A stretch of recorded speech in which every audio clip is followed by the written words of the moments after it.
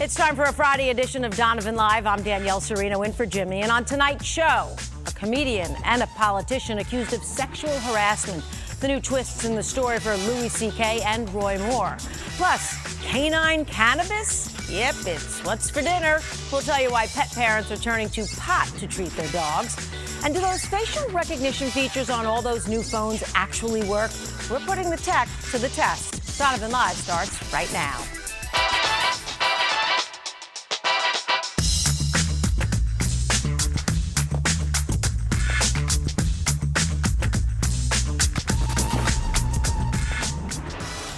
Thanks for being with us. Browns owner Jimmy Haslam will be in the limelight during a trial over his company's rebate scheme.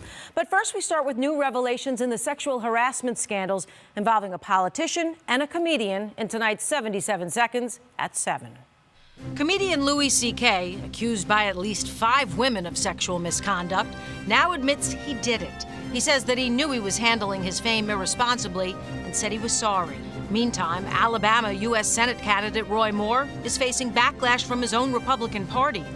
Former presidential candidate Mitt Romney and Ohio Governor John Kasich going as far as calling for him to drop out of the race altogether after he was accused of sexual misconduct with minors. Moore denies the allegations. And Governor John Kasich has denied clemency to a man on death row who's in bad health. Alva Campbell is scheduled to die Wednesday. Campbell now uses a colostomy bag, needs 4 breathing treatments a day, and may have lung cancer. Attorneys say they're concerned his execution would turn into a, quote, spectacle. A 9-year-old Euclid girl remains in critical condition after being hit by a driver who fled the scene. The driver, a 23-year-old Cleveland woman, turned herself in and is charged with felony hit-skip. All eyes will be on Browns owner Jimmy Haslam in the fraud trial of former executives and sales reps at his Pilot Flying J company. Defense attorneys for one of the main targets in the fuel rebate scheme plan to focus on their client's relationship with Haslam.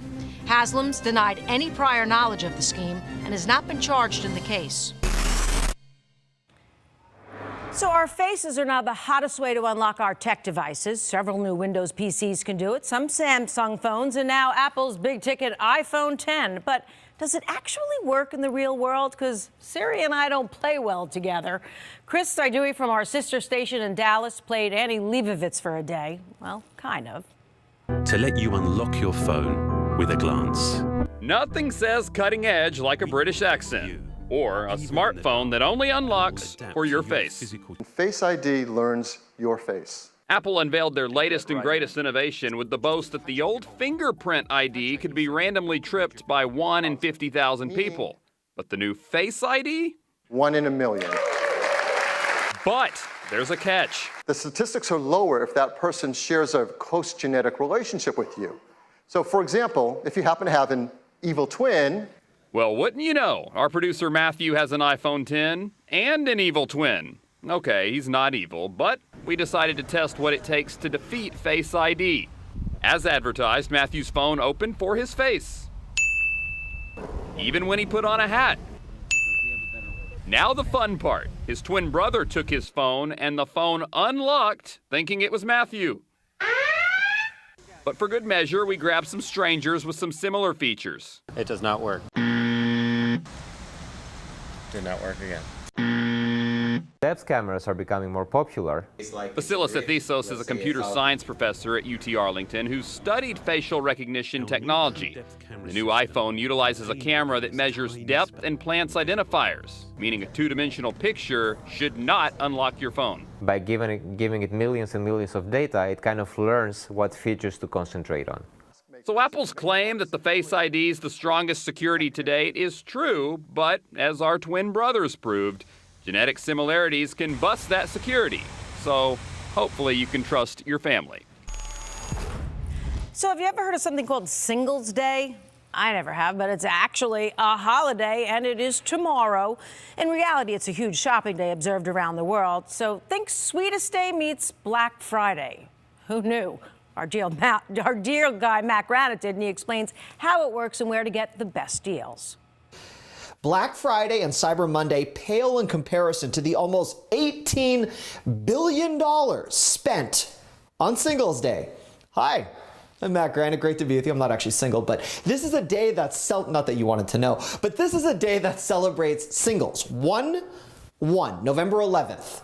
Happens every year, started in China. The 1 represents singular, which represents youth, which represents all of these other things that gets people excited. But either way, because it started in China, it has now become the largest online shopping day of the entire year. What does that mean to you? Sales galore. With many deals leaked early, just as you would see with Black Friday, I have the full list of my top 11 deals on our website.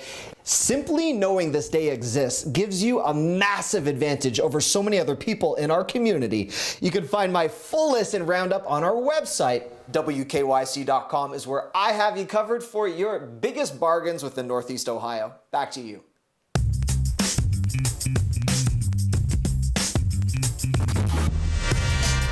All right, our first guest tonight is a woman who has gone from restaurant server to restaurant owner with 2 of the most popular spots for lunch on 9th Street in downtown Cleveland, one of which is a regular stop for Governor Wkyc when he's in town. She is Rose Carroll of Tomato and Captain Tony's, and she's here to talk about her rise in the ranks of being a female entrepreneur running a local business that can compete against those national chains. Now, full disclosure, I know Rose, her food is awesome, but I don't know the answers to some of these questions, which is, why did you get into this business in the first place? I started as a server, and I just found this was my niche. I had a passion for the excitement and the ability to multitask. It was really fun. You should be on TV then. I know, there are a lot of similarities around here. And you made a big jump, though. I mean, going from a server to a restaurant owner. What made you decide, okay, hey, I'm going to take that leap? Well, it took a long time. Though it was over 20 years of being in operations and service.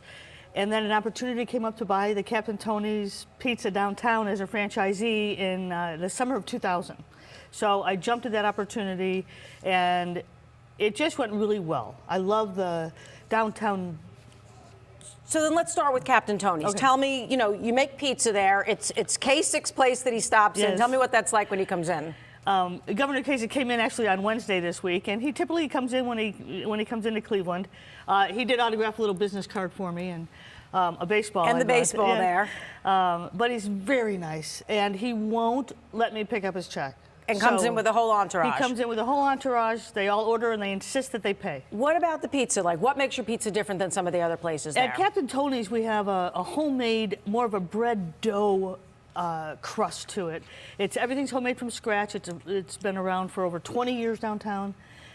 Tomato is a little bit different. It's a little bit of a thinner, crispier crust. And tell me about, you have a tomato. I liken it to a better Panera, frankly. Tell me a little bit about that and what people can get there. They have 1,999 more stores than I do, but everything that we do is fresh. Bigger doesn't mean better. This is true.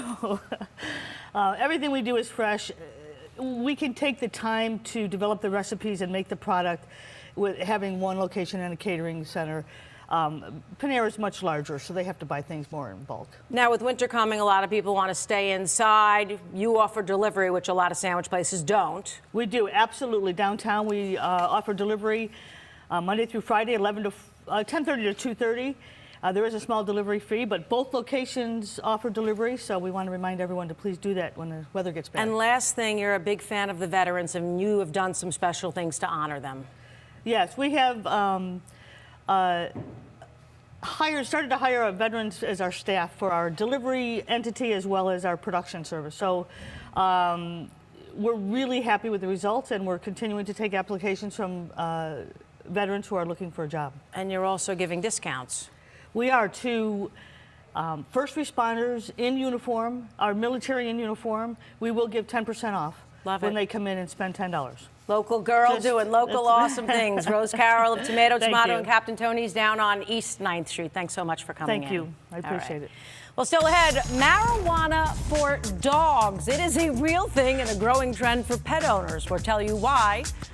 Betsy, what do you got for us? Well, you always see when I change graphic, there's little effects that come across. And the effect I just selected the ice going across. So I'll show you which two graphics are going to be on either side of that ice coming up in just a couple minutes in your full forecast. All right, and it is a song of inspiration with a wholesome message. The Clevelander with a name you might recognize behind a new holiday tune.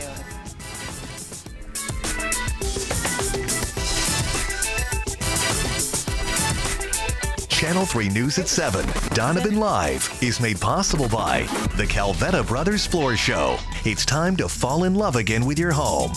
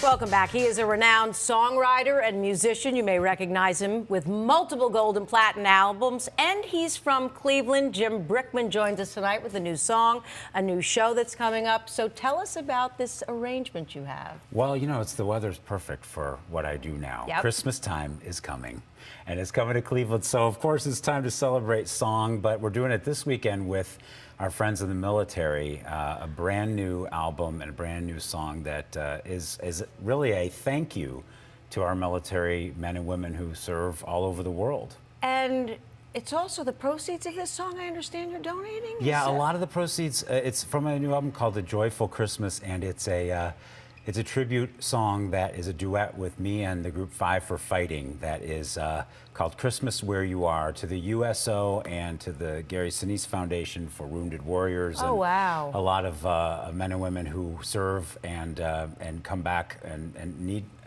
our help and guidance. Need a lot of help. Why did you decide to do this? Well, you know, I'm very well known for Christmas songs. Yes. And after about 20 years of Jingle Bells, I thought, you know, maybe I should do a song that says something. All right. I heard we have a clip of it. Can we bring that up? May God remind you in His grace. Though tonight I cannot touch your face. Doesn't matter if you're near or far. It's Christmas where you are. I just got chills. Do you get chills still listening to it? Absolutely, because these pictures came from our fans. We put it out there. We said, you know, to our fans all over the country, saying Send us your pictures of reunions or Christmas time when you're gathering together. And we're very involved with Operation Care Package, and that sends gifts to men and women while they're serving overseas during Christmas time. And it's so far away, and music really builds that. It's sort of like a bridge. Yeah, it's a you know, bond. it's emotional bond and bridge to far away. And so at Christmas time, I think it's nice when you write a song that really sends a message of hope and promise and of unity. So I feel like it was time to do something like that. So it's part of the album A Joyful Christmas, and the song is called Christmas Where You Are. And you have also a show coming up. Yeah, we're coming back to Playhouse Square. Yes. Well, you know, I mean, it's Christmas and it's Cleveland, so we're coming back to the Palace, and we're going to be there in the middle of December. It's a great Saturday night back, and tickets always available for Playhouse Square. Do I have to feed this information to you? When is your show? I think it's December 16th. That's when it is. Is it really? Yes. Yay, I win the prize. I'll be there. Good. We hope so. I hope I'll be there. No, yeah, it was December 16th, a great Saturday night, a big night in Cleveland to come down and celebrate. All families and friends welcome. So we always look forward to celebrating. It's a tradition. We've been doing it for 20 years, so it's awesome. Wonderful to be back. Ann Cochran, of course, joining me. It's a hometown return to celebrate the season. Love it. Our hometown guy. All right, thanks so much for coming in. Thank you. What an awesome song from the little bit I've heard of it, and thanks for all you're doing. So, all right, stay with us. We'll be right back after the break.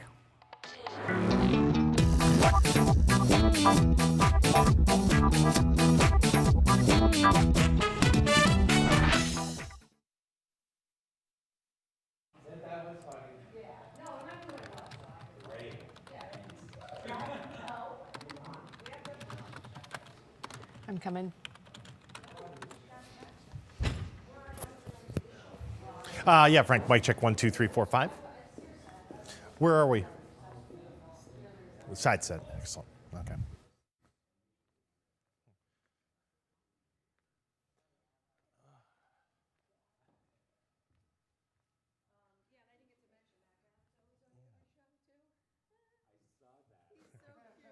right, we'll get the stools over here.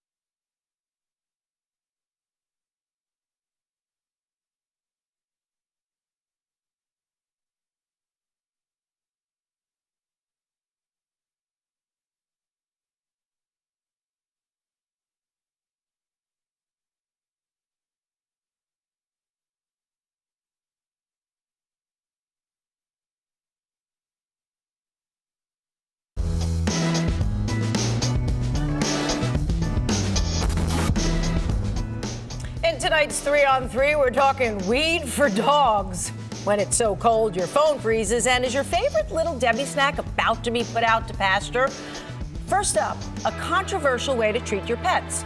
Marijuana is becoming an increasingly popular way to treat arthritis, cancer, and anxiety in pets in states where it's legal, of course. Now, obviously, they're not smoking it. They're edible treats with oils that contain CBD, which is a part of cannabis that doesn't get them high, but some vets say has healing properties.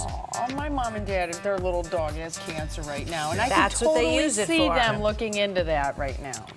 But do you know? Are there munchies, an extra supply of munchies that would go with said I wonder food? if they get hungry. No, because it doesn't have the Don't you same. mean kibbles and bits? Yeah, exactly. No, Bacon bits. I'm all for anything, bacon. bacon, anything that can help ease pain, Right. for the dog. I'm all for, and I'm open to trying anything. When I first heard about it, that it treats anxiety, I thought I'd be stealing them from my pet.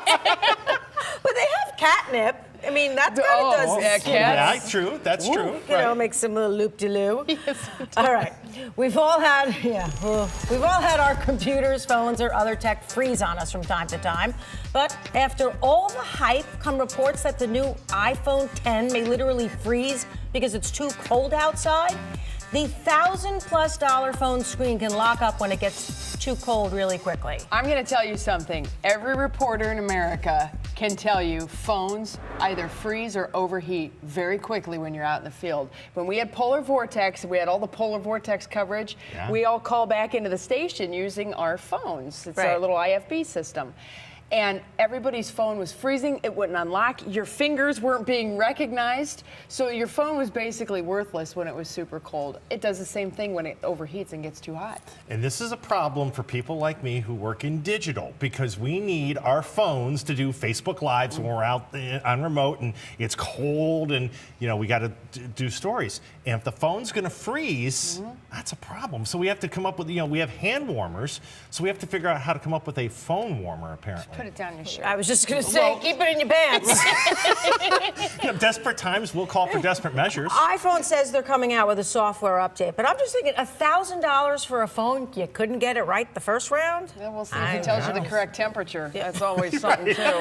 All right, well, there was a cryptic tweet from snack maker Little Debbie, which was causing a lot of chatter. They posted a picture of Christmas tree cakes, Nutty Buddy, oatmeal cream pies, and honey buns. Oh, you're going to like this. With the caption, "One gotta go forever, which one?" Egads. Yes. A spokesman this afternoon said the snacks aren't going anywhere. The social media team was just having some fun with it because apparently there's a hashtag, just gotta go, where you're supposed to pick out of 4 things you really love, one that you'd have to give up. What would it be? I can't choose. That's like when Hostess ended production of Ho-Hos and Twinkies. I mean, that was like national mourning. I wore black for a week. The one thing I was happy about was that the fudge rounds weren't on there, because I love fudge rounds. Right. You couldn't get rid of the oatmeal cream pies, and you can't get rid of the nutty bars. No. I think I took a straw poll. in Don't the you dare go newsroom. to Christmas trees. No, the honey buns. The honey buns were the I ones might that agree were the with most that. expendable. Except the coffee thing. But of course, if you do the oatmeal cream pie with the coffee instead of the honey bun, it's kind of a good substitution. You guys are freaks. That's all I'm saying. What are you talking about? You don't understand the joy of Little Debbie's? I know what they are, but I don't. That eat is them, the ultimate lunchbox treat. Obviously, I see. Okay, well. Betsy, what other things can we learn about you tonight? It's just the look on your face. And you look. I don't know what you're talking about. Listen, Serena, we're experts on eating around here, okay? I guarantee you. So am I, but not Little Debbie treats. At home, that's going to be the most talked about of our topics tonight. People will literally be like, which one would you get rid of? And then debate is on. What we are not debating, it's cold outside. It's cold for everybody. It's even cold for the people who are Cleveland dressers. And by Cleveland dressers, I mean you wear sweatshirts and shorts. That's how we roll in Cleveland when the winter rolls around. And we do have temperatures that are in the 20s, so it might even be jogging pants kind of weather for those folks. There goes the ice, and here comes the flirting with record cold temperatures graphic. Temperatures will be dropping back into the teens and low 20s tonight. Now, current records for tomorrow morning. 21 degrees set in 1957, 18 for Akron-Canton set in 1957, and 11 in Mansfield. Where do I think we're going to be tomorrow morning? Upper teens. So we'll probably be setting records otherwise flirting with them, but it's just plain cold. And there comes a point where you really don't care what the record is. It's just cold. Now, we have been dealing with some flurries. You can see this is all starting to fade away. Northeasterly winds, dry air taking over. Winds are backing off a bit, and that's allowing our wind chills to come back up. But we have been stuck with wind chills in the mid-teens through most of the afternoon. As you can see, those winds are backing off. Note, though, we have more of a northeast to east wind. That's a key for tonight's forecast because that will continue to provide clearing. That will mean the coldest temperatures will be east rather than west, and those winds are also pointing toward our next storm system, which will probably be here late Sunday into Monday. Let's take a look at your Universal Windows Direct forecast. 40 for our veterans tomorrow with partly cloudy skies. Rain chances later in the day on Sunday. We're back into the mid and upper 40s. We'll have mostly cloudy skies on Monday, and then other than just dancing around a few showers, we'll be in the 50s and very seasonable for much of next week. We'll be right back.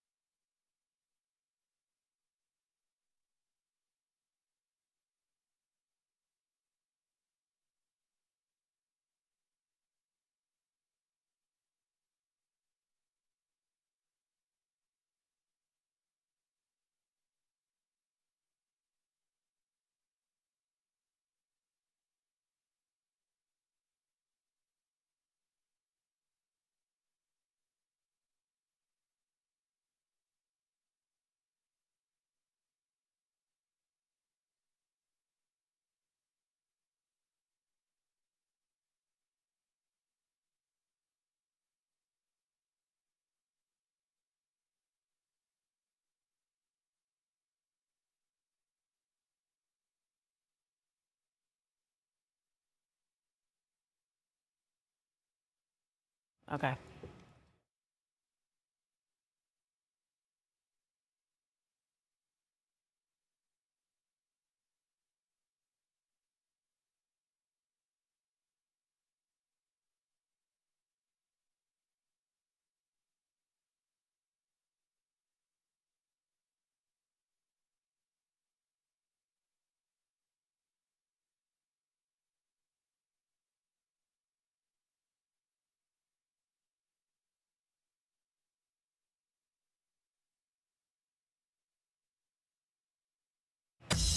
Thanks so much for being with us tonight. Entertainment Tonight is next, plus Russ and Sarah are back at 11. But don't forget, we have constant updates on our app and at kyc.com. Bundle up, be safe, and Betsy says...